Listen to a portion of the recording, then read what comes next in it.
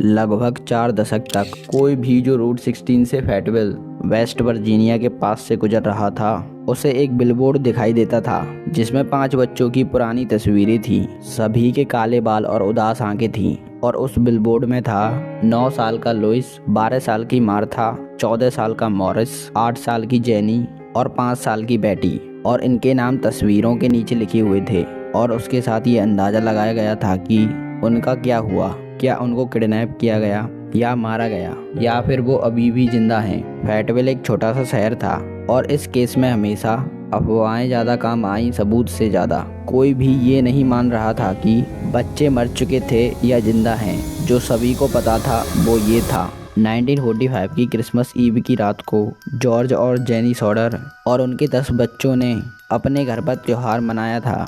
एक बेटा उस वक्त घर पर नहीं था। लगभग 1 बजे रात को घर में अचानक आग लग गई। जॉर्ज, जेनी और 4 भाई बहन बच गए थे लेकिन बाकी 5 कभी नजर नहीं आए।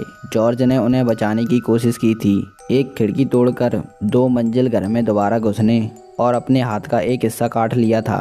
वो कुछ नहीं देख पा रहे थे, बस धुआं और आग थी जो निचले कमरों को पूरी तरह लपेट चुकी थी। लिविंग और डाइनिंग रूम, किचन, ऑफिस और उनका और जेनी का बेडरूम। जॉर्ज ने अपनी पूरी जांच की थी। 2 साल की सिल्विया जिसका करीब उसके कमरे में था बाहर सेफ थी, जैसे कि 17 साल की मरियन, 23 साल का जॉन और 16 साल का जॉर्ज जूनियर जो सीढ़ियों से बेडरूम से भागकर बाहर निकल गए थे अपने बाल जलाते हुए। जॉर्ज को लगा कि मॉरिस, मार्था, लुइस, जेनी और बेटी दूसरे फ्लोर पर होंगे, 2 अलग कमरों में छुपते हुए। जो एक सीढ़ियों से जुड़ा हुआ था उसमें आग लगी हुई थी। बच्चों के पिता भागकर बाहर निकले ये सोचकर कि वो उन्हें ऊपर की खिड़कियों से बाहर निकाल सकते हैं, लेकिन जो लैडर उन्होंने हमेशा अपने घर के साथ लगा रखा था वो अजीब तरीके से गायब थी।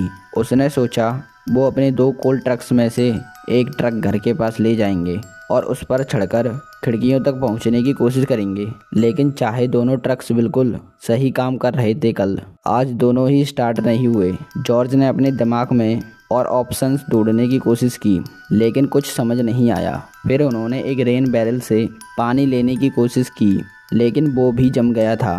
5 बच्चे अभी भी अंदर आग से घिरे हुए थे। उन्होंने अपने खून से लिपटे हुए हाथ को देखा और अपनी आवाज़ में दर्द महसूस किया, पर उनके पास कुछ नहीं था जो उन्हें बचाने के लिए कर सके। मरियन अपने पड़ोसी के घर दौड़ी और फैटविल फायर डिपार्टमेंट को फ़ोन किया लेकिन ऑपरेटर से कोई जवाब नहीं आया। एक पड़ोसी जो आग देख रहा था उसने किसी टावर्न को फ़ोन किया लेकिन फिर भी कोई रेस्पॉन्स नहीं मिला। गुस्सा होकर पड़ोसी ने शहर जाने का फैसला किया और फायर चीफ FJ मॉरिस को ढूंढ लिया जिन्होंने फैटविल की फायर अलार्म सिस्टम को स्टार्ट किया। एक फ़ोन ट्री जिसमें एक फायर फाइटर जो दूसरे को कॉल करता था। फायर डिपार्टमेंट सिर्फ 2 और आधा मील दूर था लेकिन उनका क्रू सुबह 8 बजे तक नहीं पहुंच पाया, जब तक कि सॉडर का घर बस एक स्मोकिंग छतरी के समान हो गया था। वक्त के हिसाब से ट्रेनिंग कम थी और उनके पास ज़्यादा इक्विपमेंट नहीं था। जॉर्ज और जेनी ने ये मान लिया था कि उनके 5 बच्चे मर चुके हैं, लेकिन क्रिसमस डे पर थोड़ी सी तलाश में कुछ भी इंसानी रिमेन्स यानी अवशेष नहीं मिले। मॉरिस ने यह कहा कि आग इतनी तेज थी कि उसने पूरे शरीर को जलाकर राख बना दिया होगा। एक स्टेट पुलिस इंस्पेक्टर ने आग को खराब वायरिंग का कारण बताया। जॉर्ज ने बेसमेंट पर 5 फुट मिट्टी डाल दी थी ताकि उस जगह एक और स्मारक बना सकें। कोरोनर्स ऑफिस ने नया साल आने से पहले 5 डेथ सर्टिफिकेट्स दिए जो आग या दम घुटने के कारण मौत को दिखाते हैं, पर सॉडर परिवार को लगने लगा था कि शायद उनके बच्चे जिंदा हैं। जब आग लगी थी मैं खिड़कियों को देख रहा था पर मैंने कभी भी किसी बच्चे को नहीं देखा। मरियन ने 1976 में रैली रजिस्टर को बताया था, मैंने कभी भी जला हुआ मांस नहीं महसूस किया। कहते हैं कि ऐसे मांस का धुआं कई माइल्स तक जाता है लेकिन मैंने कभी नहीं महसूस किया। सॉडर परिवार को कुछ अजीब चीज़ें देखने को मिल रही थीं। एक अजनबी आदमी कुछ महीने पहले उनके घर आया था और काम की बात करते हुए पिछले घर के हिस्से की तरफ गया और बोला,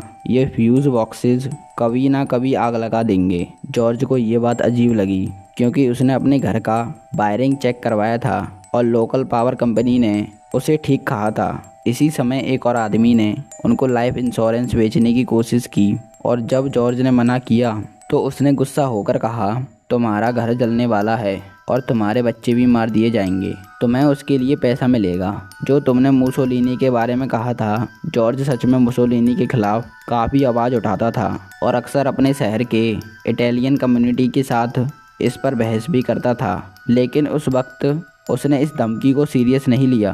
परिवार के कुछ और सदस्य को याद था कि क्रिसमस के आसपास उन्होंने एक आदमी को देखा था जो उनके छोटे बच्चों को देख रहा था जब वो स्कूल से घर आ रहे थे। क्रिसमस के दिन के बाद बिल्कुल आधी रात को एक तेज फ़ोन की आवाज़ ने घर की शांति तोड़ दी। जेनी ने फ़ोन उठाया और एक अजनबी औरत की आवाज़ सुनी जो किसी और नाम के बारे में पूछ रही थी। पीछे से किसी जगह से हंसी और गिलास के चीखने की आवाज़ आ रही थी। जेनी ने कहा कि गलत नंबर डायल हो गया है और फ़ोन रख दिया। वो दोबारा अपने कमरे में आई तो देखा कि नीचे सारे लाइट्स ऑन थे और पर्दे खुले हुए थे। घर का दरवाज़ा खुला हुआ था। उसने लाइट्स बंद किए, पर्दे बंद किए और दरवाज़ा लॉक किया और अपने कमरे में चली गई। लेकिन अभी वो सो भी नहीं पाई थी कि एक ज़ोर से आवाज़ आई जो छत पर कोई चीज़ गिरने की आवाज़ थी। फिर कुछ देर बाद धुआं का ढेर उनके कमरे में आ गया। जेनी को ये समझ में नहीं आया कि कैसे 5 बच्चे एक आग में मर सकते हैं बिना किसी हड्डी या मांस के। उसने खुद का एक एक्सपेरिमेंट किया। जानवर की हड्डी जैसे चिकन की हड्डी, बीफ जॉइंट्स, पॉप चॉप की हड्डी को जला के देखा। हर बार उसके पास बस जलने के बाद कुछ जला हुआ हड्डी का ढेर था। उसने ये भी देखा कि कुछ अप्लायंसेस जो घर के नीचे बाज से कुछ पहचाने जाने वाले पार्ट्स दिखाई दिए। एक क्रेमेटोरियम के एम्प्लॉय ने बताया कि जब शरीर को 2 घंटे तक 2000 डिग्रीज तक जलाया जाता है तो भी हड्डी बची रहती हैं। ये घटना 45 मिनट्स में पूरी हुई थी तो भी कुछ नहीं मिला। अब कुछ और अजीब चीज़ें सामने आईं। एक टेलीफोन रिपेयरमैन ने बताया कि उनकी फ़ोन लाइंस काट दी गई थीं, जल नहीं गई थीं। अगर आग इलेक्ट्रिकल थी जैसे रिपोर्ट में बताया गया था तो पावर बंद हो जाती और नीचे वाले रूम्स की लाइट्स बंद हो जाती। लेकिन उस वक्त लाइट्स स्टिल जल रही थीं। एक गवाह भी सामने आया जिसने कहा कि उसने आग के सीन के पास एक आदमी को देखा था जो कार इंजन निकालने के लिए ब्लॉक एंड टैकल का यूज़ कर रहा था।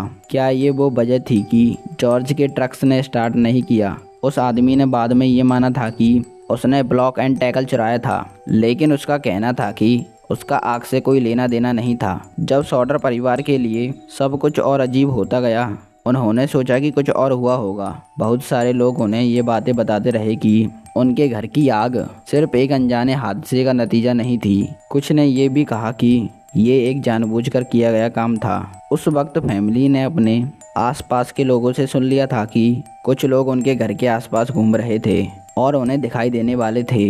इन सब घटनाओं ने उनकी चिंता को और गहरा दिया। जेनी को याद आया कि एक दिन कुछ दिनों पहले एक औरत जो अपने बच्चों के साथ उनके घर आई थी, वो उनसे बहुत ही अजीब बातें कर रही थी। ऐसा लग रहा था जैसे वो उनसे कुछ छुपाने की कोशिश कर रही थी। कुछ वक्त बाद जेनी को समझ आया कि वो औरत जो उनसे मिलने आई थी वो अपने काम से बहुत ज़्यादा घूमे फिरे हुए थे और कुछ लोगों के हिसाब से उसका ये काम एक एक्सीडेंट के बजाय प्लान का हिस्सा था। परिवार ने ये भी नोटिस किया कि उनके पास कुछ स्ट्रेंज चीज़ें थीं जो सबको कंफ्यूज कर रही थी। उन्होंने कुछ ऑड पैटर्न्स ऑब्जर्व किए, जैसे कि किसी ने काफ़ी वक्त तक उनके घर के आसपास फोन लाइंस और वायर्स कैसे काट दिए थे। एक रिपेयरमैन ने बताया कि उनके पास वायर्स और पावर का कुछ इरेगुलर डिस्कनेक्शन था, लेकिन उनका कहना था कि वो सिर्फ अपने काम कर रहे थे और उनका कोई कनेक्शन नहीं था ऐसी किसी आग से। सॉडर फैमिली के एक और जानने वाले ने बताया कि उन्होंने भी किसी को उनके घर के आसपास देखा था जिसे वो पहचान नहीं पाए। जब उन्होंने उससे बात की तो वो लोग हमेशा की तरह बस घबराकर चलते गए। ये सब चीज़ें फैमिली के लिए एक मिस्ट्री बन गई थी। क्या सच में उनका घर सिर्फ एक एक्सीडेंट था या फिर कोई और भी ऐसी भी चीज़ थी जो उनकी फैमिली को हो सकती थी? जिस तरह से इंसिडेंट्स को छुपाने की कोशिश हो रही थी, उससे उनको लगा कि कुछ छुपाने की बात थी जो अभी तक समझ नहीं आई थी। उन्होंने अपनी इन्वेस्टिगेशन शुरू की और ये जानने की कोशिश की आखिरी वक्त तक उनको कुछ और दिखाई दिया था या कोई और ऐसे लोग थे जो उनके घर को जानबूझकर नुकसान पहुंचाने की कोशिश कर रहे थे।